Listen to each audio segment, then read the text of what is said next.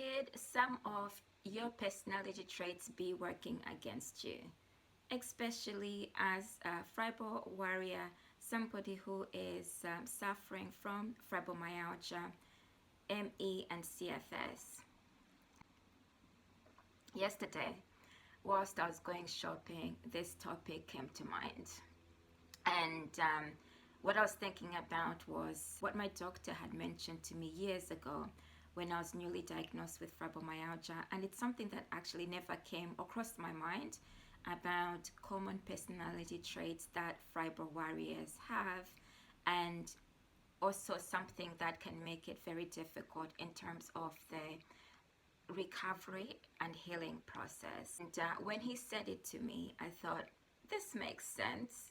And some of the examples you may also resonate, and you may think, oh, this resonate with me because I hold my hands up. I am that personality.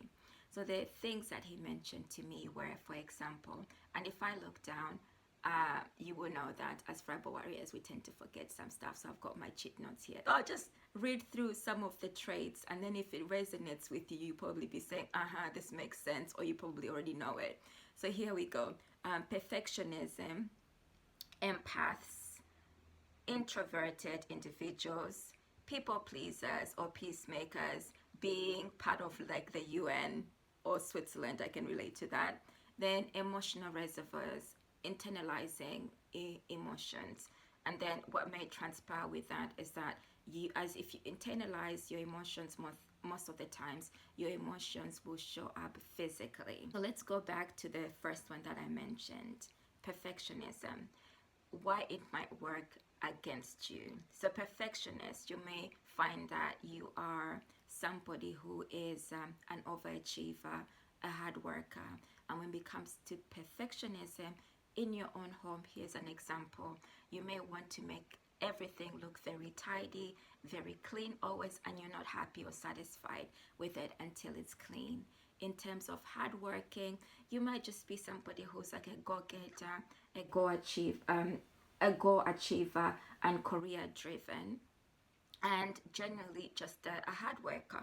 So this may pose a problem when you've been impacted or hit by fibromyalgia.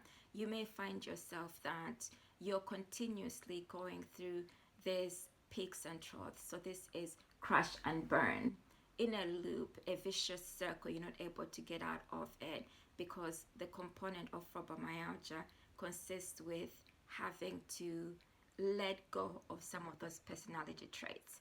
And I used to find myself in these vicious circles where I would cry over not being able to not do tasks as I used to do before. I'd become very frustrated. For example, if I didn't clean my house the way I wanted to and finish it. And looking back now, I would think I could have easily let that go, but that was part of my personality trait. I had to learn through it. I laugh at it now. I laugh at myself because I think now, what is the worst that can happen if I don't clean my home? And in reality, nothing. So this method applies to everything. I'm just giving you an example. It can be like you may be somebody who's very athletic or somebody who's a go-getter, career-driven, and I was one of those individuals that you're no longer able to do things as you used to be able to do, and cognitively, most of us struggle.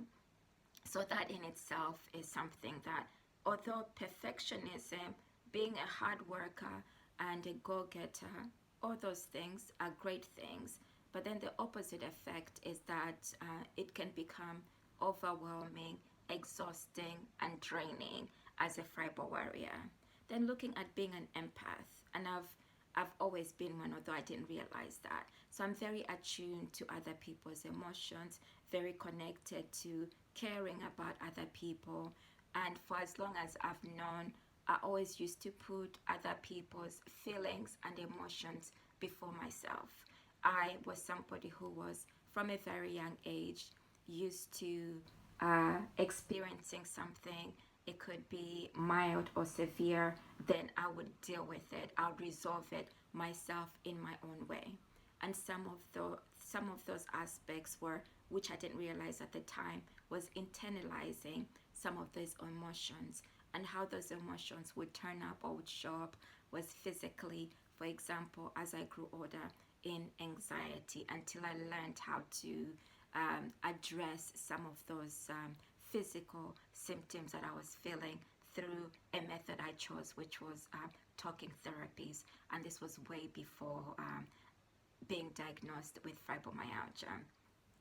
Then going to, people pleasers and being an empath. So if you're an empath, you're most likely want to be a people pleaser in terms of you want peace. It's not that you're always going to be pleasing people all the time, but you want you want peace, basically. So you become UN, and you may throw yourself into situations. Then what happens is that you become emotionally exhausted as a result of that, because you're consuming everything people are throwing at you, whether it be one individual or numerous people, and you become very exhausted. And those characteristics are also found in people who are introverts, and I'm one of those individuals. With fibromyalgia, my sensory factors have become more heightened if I'm in environments which are too loud, too crowded, too noisy, you name it. I can easily get exhausted from it. And before, I didn't connect with it because I used to think, oh, I'm just tired, I need to go. This is before fibromyalgia. I just used to think, oh, I'm just exhausted, I just need to go away from this situation. But now it's even more heightened, that I've learned methods on how to expose to myself from those some of those situations, and then know when to take myself out and not force myself to be in those situations for a very long time. Then with the emotional reservoirs, internalizing emotions, you may find it very difficult to be able to express your emotions, talk to people. And with Fibro Warriors, one of the things before I started recording and connecting with you, I thought about was smiling through pain. Because with living with fibromyalgia, there's no break. There's no, even if you're not doing anything, there's no break or disconnect from your condition, our condition. So you're always feeling something. But then the outside world will see you smiling through your pain. They may not realize everything that's going on with you, and how it connects with the emotional reservoir is that internally you're feeling every single thing physically. Like now, sitting here with you, my nerves are like somebody has just plugged in an electric something, an electric plug. And I've been electrocuted, so all my nerves are alerted. I can laugh about it now. Before I wasn't in this state. So and I know why my body's feeling like that. Part of it, it's normal, it's every day. But then I've also activated my nerves by walking 3 days straight, because I wanted to minimize an overwhelm of some external factor that had happened. I didn't want to put myself in a situation where the anxiety in a mild form, it seemed like something familiar that I'd experienced years ago in the past. I didn't want it to become something that becomes the norm again. So I chose to go and walk, and it just turned out into 3 days. But as a result of those 3 days, and yesterday, I thought I was being a genius. I went walking, I had a backpack, and I was like, I'll do 2 in 1. I'll go walking, and then I'll go to a shop and carry some stuff with me. And as a result, I am in pain. My back is hurting, it's sore. And that's something that I could have avoided. I could have minimized. And part of me was like, yes, the sun is it's shining, it's nice, it's warm.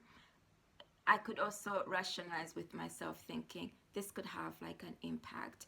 So where I'm going with all of this is that you're doing all these physical things and you're smiling through pain. People are not realizing what's going on with you, because there's a lot that goes on with every single thing that you do, like as a Fibro warrior. So it's also good to have an outlet where you can also be able to express your emotions and be able to let go with some of the experiences that you're feeling.